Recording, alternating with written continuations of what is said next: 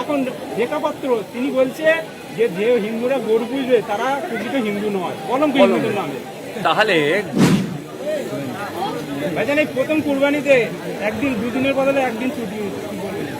আমি তো আজকে বলছিলাম বিজেপির যে মুসলিম সম্প্রদায় সম্পর্কে যে তাদের ধারণা, সবকা সাথ সবকা বিকাশ বললেও সবকা, কিন্তু মুসলমান সম্প্রদায়কে যে ক্রমশ কোণঠাসা করছে তার একটা উদাহরণ।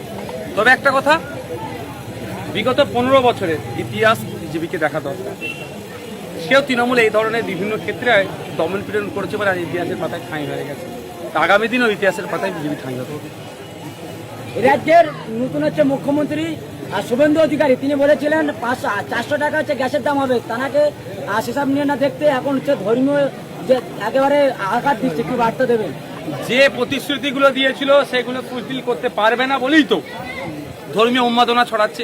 আচ্ছা, একটা দিন ঈদের কমিয়ে দিয়ে মুসলমানদের ক্ষতি করে ফেলবে, কিন্তু একটা অন্য সমাজের মানুষকে না প্রশ্ন করে যে আপনি বলেছিলেন পেট্রোল ডিজেলের দাম কমানোর কথা, আপনি বলেছিলেন যখন অপোজিশনে তখন বুল্ডোজার চালানো যাবে না, আপনি বলেছিলেন গ্যাসের দাম কমে যাবে, এখন কমছে না কেন, এই প্রশ্ন না করে এই দিকে টান করাতে চাইছে। আমরা তো বারবার প্রশ্ন করছি যে প্রতিশ্রুতিগুলো দিয়েছিল সেগুলো বাস্তবায়ন করতে হবে।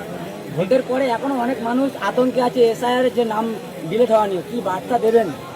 আপনি তো গিয়েছিলেন, গত 2 দিন আগে গিয়েছিলাম, মনে বার্তা দিয়েছে যে আমরা স্পিড আপের জন্য জানিয়েছি, নতুন করে হয়রানি করা যাবে না, প্রয়োজনে একটা টাইম নির্দিষ্ট করে দেওয়ার জন্য আমরা আইনের দ্বারস্থ হব। বিজেপি বলেছিল যে আমরা হিন্দুদের ভাই ভাই, হিন্দুরা আমাদের ভোট দিয়েছে, কিন্তু এখন রেখা পাত্র তিনি বলছে যে যে হিন্দুরা গরু পুজবে তারা প্রকৃত হিন্দু নয়, কলঙ্ক হিন্দুদের নামে।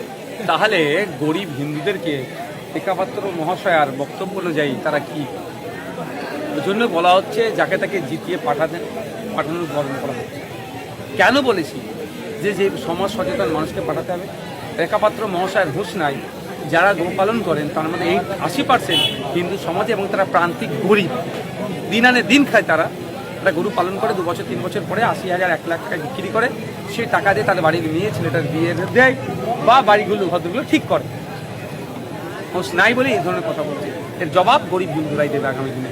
দিলীপ ঘোষ তিনি বলছে মসজিদের রাজাবাজারের কথা টেনে বলছে মসজিদের নামাজ পড়ার জন্য ওরা বলেছিল বাইরে নামাজ পড়া আন্দোলন করছিল, তাদেরকে বলছে যে ওরা নতুন হয়েছে, জন্ম হয়েছে, ওরা ভুল টাইমে জন্ম হয়েছে, ওদেরকে পিটিএস তোলা বলে।